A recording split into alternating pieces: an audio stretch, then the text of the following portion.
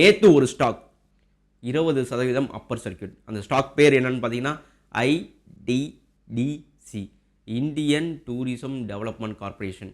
இந்த கம்பெனி 1960 ஆரம்பித்தாங்க.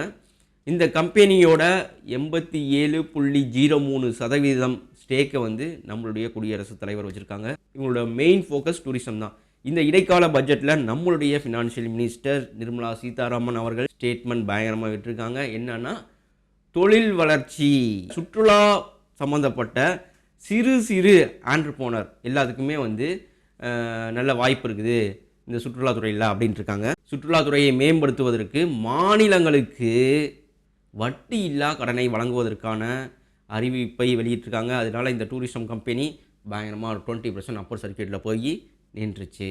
ஸோ இங்கேருந்து இந்த கம்பெனி வந்து நல்ல ஒரு பிரேக் அவுட்டும் ஆகிருக்குது. ஸோ வந்து இது ஒரு மல்டி பேக்கர் கம்பெனியாக மாறுவதற்கான வாய்ப்புகள் நிறையா இருக்குது.